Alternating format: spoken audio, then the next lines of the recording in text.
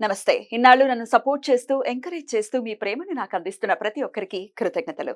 అలాగే ఈ వీడియో కూడా ఖచ్చితంగా మీకు ఉపయోగపడుతుంది. లైక్, షేర్ అండ్ సబ్స్క్రైబ్ చేసి మీ సపోర్ట్‌ని నాకు అందించండి. అలాగే ఈ వీడియో పట్ల మీకున్న అభిప్రాయాన్ని కామెంట్ సెక్షన్‌లో కామెంట్ చేసి తెలియజేయండి.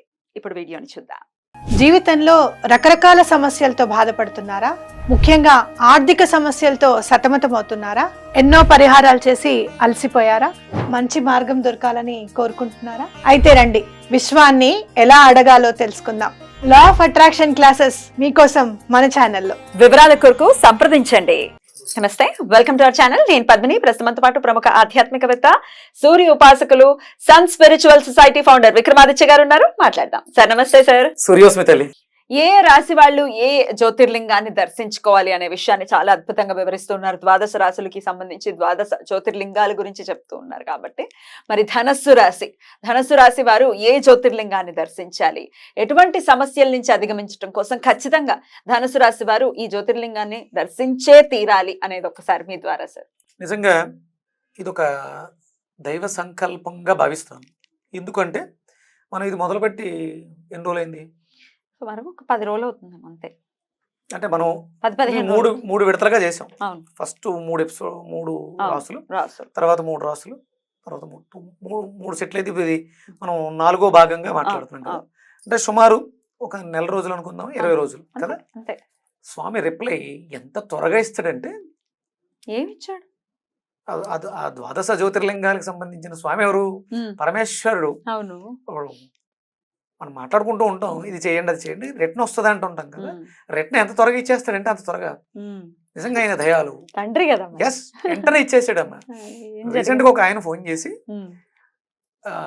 ఒక యాత్ర పెడుతున్నాను, యాత్రకి వెళ్దాం అనుకుంటున్నాను, యాత్ర పెడుతున్నాను అని చెప్పేసి ఆయన ఇన్ఫర్మేషన్ ఇచ్చాడు. ఆయన పెట్టింది ఏంటి? జ్యోతిర్లింగాల 20 రోజులు 12 జ్యోతిర్లింగాలు ఒక్కొక్క చోట వెళ్తున్నారా? వెళ్ళిరండి. సో హాయిగా వెళ్ళిరండి, చక్కగా దర్శనం జరిగింది. ప్రోగ్రామ్ చెప్పాడు. 20 days లో కంప్లీట్ అయిపోతాయా? 12 కూడా 12 రోజులు 12 రాత్రులు 12 జ్యోతిర్లింగాలలోనూ ఆయన ఒక బ్రహ్మను పెట్టుకుని హోమాలు చేసుకుంటూ తిరగాలి. ఇది ఆయన ప్రోగ్రామ్. పర్సనల్ గా చేసుకుంటున్నటువంటి పర్సనల్ గా 4-wheeler లో ఫ్యామిలీతో అంతే ఆయన చేస్తున్నాడు. నాకు ఇన్ఫర్మేషన్ ఇచ్చాడు. సూపర్ అండి. ఇప్పుడు నేను ఆల్రెడీ దీని మీద వీడియోస్ చేస్తున్నాను. ఇలా తిరగాలి. ఆయనకంటే ఏ రాశికి ఏంటి అనేది ఆయనకు తెలియదు. సహజంగా చెయ్యాలని అనుకున్నారు, చేస్తున్నారు. ఒకసారి మామూలుగా వెళ్ళి చూసి వచ్చేసారు, పాసిబిలిటీ ఉందా లేదా అని. ఒకసారి అయ్యింది, ఇది రెండోసారి. ఇప్పుడు అక్కడ హోమం చేసుకోవాలి, పుష్కరాల్లో స్నానం చేయాలి, అక్కడ ఉన్నటువంటి పుష్కరాలు నదుల్లో స్నానం చేయాలి, హోమం చేసుకోవాలని, నిద్ర చేయాలని పెట్టుకున్నారు. ముందు మామూలుగా వెళ్ళి చూసేటు అన్ని తిరిగి వచ్చేసారు. ఇప్పుడు ఆయన అలా ప్లాన్ చేశాడు. ఆ ఇన్ఫర్మేషన్ నాకు ఇచ్చాడు. నాకు అవకాశం ఉందా అని అడిగాడు. అదే వెలువరే అవకాశం ఉందా ఏంటి, హ్యాపీగా వెళదాం అంటే. ఇంకా ఇప్పుడు డేట్ అనేది అనుకోలేదు. ఇది చాలా సంతోషం కదా. డెఫినెట్లీ నేను అందరూ చూడాలని కోరుకున్నాను. స్వామి అన్ని ఒకేసారి చూపిస్తానని చూపించే ఇది భాగ్యాన్ని కలిగిస్తుంది. ప్రచారానికి ఉన్నటువంటి పవర్ అదే. కంపల్సరీ ప్రతి విషయాన్ని తెలియచేయాలి. అయితే అది ఓన్లీ ఏదో యూట్యూబ్లోకో ఛానల్కి వచ్చి కాదు, మనకి పక్కింటి వాళ్ళు ఉన్నారు, ఏమంటే ఇదండి అని దైవానికి సంబంధించి చెప్పడం కూడా ప్రచారంలో భాగమే. మన చుట్టుపక్కల ఉన్నటువంటి వ్యవస్థ, నేను ఫస్ట్ నా చుట్టూ నేను షూటింగ్ సమయాల్లో టెక్నీషియన్స్కి వాళ్ళకి వీళ్ళకి, ఒరే బాబు మాంసం తినకూడదు ఆదివారం, ఇలా చెప్పుకుంటూ వచ్చాను ఫస్ట్. దాన్ని తీసుకొచ్చి వాళ్ళు ఏదైనా కష్టం వచ్చినప్పుడు నా పక్కన కూర్చొని గురువుగారు అంటూ మనం ఫీల్డ్లో ఉన్నప్పుడు, అది ఈరోజు మీ ముందుకి ఇలా ఒక సన్ స్పిరిచువల్ సొసైటీని స్థాపించే విధంగా తీసుకొచ్చి, నేను నేర్చుకున్న విషయాన్ని, చిన్న చిన్న విషయాల్ని టెక్నీషియన్స్కి, డైరెక్టర్లు, ఆర్టిస్టులు, నా చుట్టుపక్కల వీళ్ళందరం కూర్చున్నప్పుడు డిస్కస్ చేసేవాళ్ళు. అది ఈరోజు ఎక్కడ దాకా తీసుకొచ్చి. అంటే ఇప్పుడు నువ్వు అడిగింది నన్ను ధనుసు రాశికి సంబంధించినటువంటి క్షేత్రం గురించి, జ్యోతిర్లింగమే. మరి ఇదేంటి? భాగ్యస్థానం కదా. భాగ్యాన్ని దేన్నైతే, అంటే భాగ్యం అంటే మనం ధనాన్ని దాచుకుంటాం, కానీ నాలెడ్జ్ అనే ధనం ఏదైతే ఉందో అది ఎంత పంచితే అంత భాగ్యం వృద్ధి చెందుతుంది. పూర్వపుణ్యస్థానం, పుణ్యాన్ని సముపార్జించుకోవచ్చు మనం ఖచ్చితంగా. మీరు దాన్ని ఎవరు దొంగిలించలేరు. మీరు ఎంత ఖర్చు పెట్టేస్తుంటే అంత 10ంతలే వచ్చేస్తూ ఉంటుంది. భాగ్యం, పూర్వపుణ్యస్థానం పెరుగుతూ ఉంటుంది. ధనుసు రాశికి అధిపతి ఎవరు? గురువు. అంతకన్నా ఇంకేంటమ్మా. సో ధనుసు రాశి వారే కాదు, మన పుణ్యాన్ని పెంచుకోవాలి, డిపాజిట్ చేసుకోవాలి అంటే అందరూ ఆ, మీరు ఇండివిజువల్ గా ఏ లగ్నం వాళ్ళైనా సరే భాగ్యస్థానం ఒకటి ఉంటూ ఉంటుంది. ఆ భాగ్యస్థానాధిపతి ఏ బుధుడో, ఏ కుజుడో, ఏ శనో ఇలా అవుతారు. అక్కడ మీరు ఇది చేస్తే, ఈ భాగ్యాన్ని పంచిపెడితే, నాలెడ్జ్ అనే భాగ్యాన్ని పంచిపెడితే, సరస్వతిని పంచిపెడితే ఆటోమేటిక్ గా మనకి ధనం వచ్చేస్తుంది. సరస్వతికి ఉన్నటువంటి వైభవం అది, అందులో ఎటువంటి సందేహం లేదు. రైట్ సార్, ఇంతకీ ఏ జ్యోతిర్లింగం చెప్పండి సార్.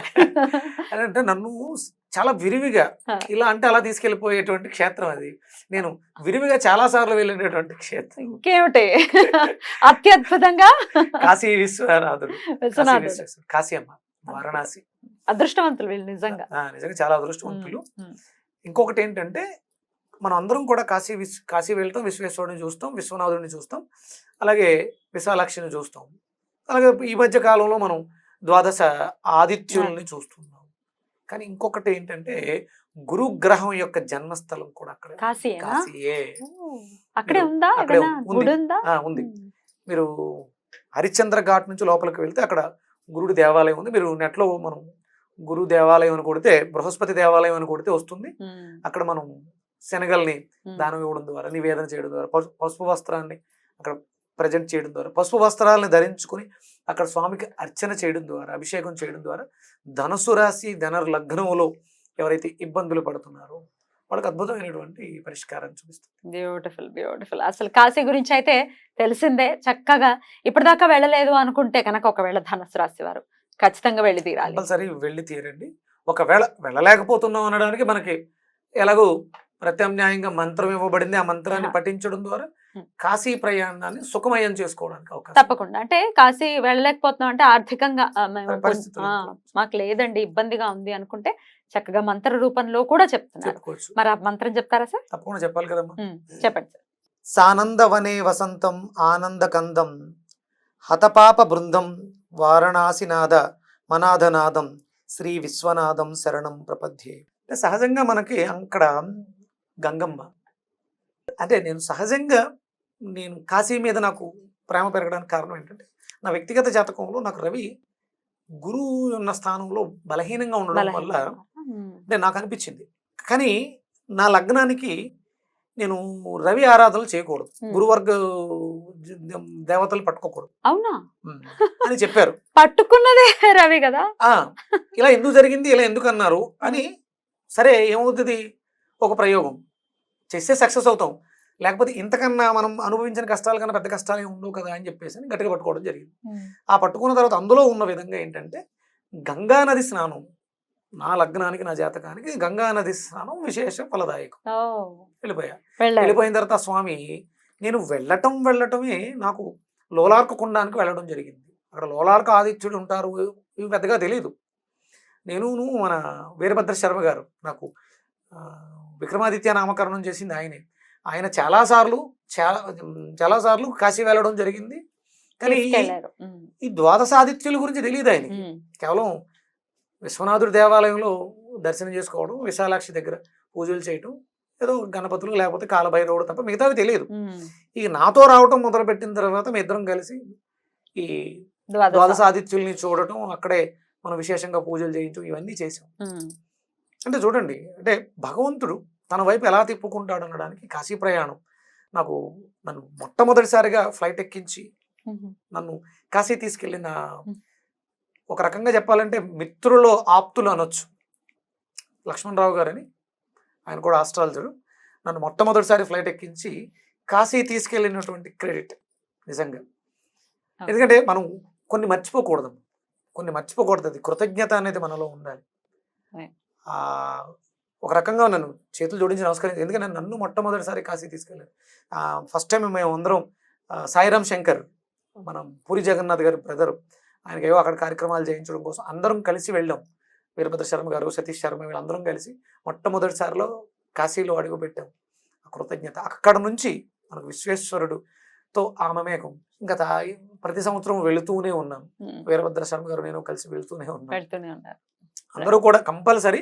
అంటే మనకి బనారస్ యూనివర్సిటీ, అంటే మనకి సంస్కృతి సాంప్రదాయం, మన ధర్మానికి, హిందూ ధర్మానికి ఒక దాని ఏమంటారు, సెంటర్ ఆఫ్ సిటీ, Hmm. లేకపోతే హిందూ ధర్మానికి ఒక కేంద్ర బిందువు, కేర్ ఆఫ్ అడ్రస్, అదే కేంద్ర బిందువుగా కేంద్ర అనుకోవచ్చు. బిందువు వారణాసి. ఉమ్. మనం తీసుకుని ప్రతి ఒక్కళ్ళు కంపల్సరీ కాశీ, అంటే పూర్వ రోజుల్లో కాశీ అంటే ఇక వయసు అయిపోయిన వాళ్ళు కాశీ అవును, వెళ్ళాలి, అవును. మళ్ళీ ఈ- తిరిగి వస్తారో రారో ఆ, రకరకాలు ఇదే ఉంటాయి. భ్రమలో ఉన్నారు. కానీ ఉమ్. కంపల్సరీ ఇది వరకు రోజుల్లో అంటే మనకి ఇది లేదు, ప్రయాణ సౌకర్యాలు సౌకర్యాలు లేవు. ఇప్పుడేమిటి గంటన్నర అండి జర్నీ. గంటన్నర ఫ్లైట్ లో అయితే గంటన్నర జర్నీ. ట్రైన్ అనుకుంటే 30 hours Right. హ్యాపీగా వెళ్ళి రావచ్చు. చాలా బాగుంటుంది train కంపల్సరీ journey ఇప్పుడు కూడా. అంటే ఇది వరకు ఉమ్. రోజులు వేరు, ఇప్పుడు రోజులు వేరు. Yeah. అక్కడ కారిడార్ కూడా చాలా అద్భుతంగా, మోదీ గారి మోదీ గారి పుణ్యమా అని. పుణ్యం అంటూ విశ్వేశ్వరుని చాలా ప్రశాంతంగా, ఇది వరకు లోపలికి వెళ్ళి దర్శనం చేసుకుంటే బయటకు వచ్చేయాలి, అక్కడ కూర్చోడానికి లేదు. ఇప్పుడు ఆ. శుభ్రంగా అక్కడే కూర్చుని ఆ ఎదురుగుండా 4 చూడొచ్చు. ద్వారాల్లోంచి స్వామిని చూస్తూ ధ్యానం చేసుకోవడానికి Right. పూర్తి వెసులుబాట్లు ఉన్నాయి, పూర్తి సౌకర్యాలు ఉన్నాయి, Right. చాలా బాగున్నాయి. సో వెళ్ళాలి. మనం వెళ్ళాలి. సైకిల్ స్వామి ఆశ్రమం ఉమ్. తెలుగు వాళ్ళ కోసం, అది అతి తక్కువ రుసుముతో. రుసుములతో Hmm. రూమ్స్ కానీ అక్కడ అన్నదానం Hmm. ఫ్రీగా చేస్తున్నారు. ఉమ్. మనం మన వంతు ఏమైనా చేయాలంటే చేయొచ్చు. మనం ఏంటంటే నేను కూడా ఆయనతోటి మాట్లాడి సన్ స్పిరిచువల్ సొసైటీకి ఉమ్. ఒక ఏర్పాటు చేయడానికి ప్రయత్నం చేస్తూ ఉన్నాను. ఉమ్. మన వాళ్ళు వెళ్ళి ఉమ్. ఉండడానికి వసతుల ఏర్పాట్లకి మాట్లాడి ఉన్నాను. ఉమ్. అందరం వెళ్ళాలి, అందరినీ తీసుకుని వెళ్ళాలి. బ్యూటిఫుల్, అద్భుతంగా చెప్పారు. అయితే ఈ మంత్రం వెళ్ళలేని వాళ్ళ కోసం ఇచ్చారు కాబట్టి శివాలయాల్లో మీరు ఆల్రెడీ చెప్తున్నారు. కంపల్సరీ మనం మన దేవాలయాలు, ఉమ్. మన సంస్కృతి సాంప్రదాయాల్ని మనం పరిరక్షించుకోవాలి. కాబట్టి ప్రతి సోమవారం ఉమ్. లేదైతే కంపల్సరీ ఆదివారం, ఉమ్. నేను హిందువుని అనుకునేవారు, నా 5 వేళ్ళు నా నోట్లోకి వెళ్తున్నాయి, ఇది భగవంతుడు అనుగ్రహం, కృప అనుకునేవాళ్ళు ప్రతి ఒక్కళ్ళు, తిన్నది అరుగుతుంది, ఆరోగ్యంగా ఉన్నాం అని ప్రతి ఒక్కళ్ళు అక్కడికి వెళ్ళాలి. అంటే మరి తిన్నది అరగట్లేదు, వెళ్ళాలి. తిన్నది మనకి ఎంతో ప్రియమైనటువంటి ప్రదేశం. ఖచ్చితంగా ధనుసు రాశి వాళ్ళ అదృష్టవంతులు. రైట్, ఇక నెక్స్ట్ ఎపిసోడ్ లో మకర రాశి గురించి మాట్లాడుకుందాం. థ్యాంక్ యూ సార్, నమస్తే. సూర్యస్మృతి.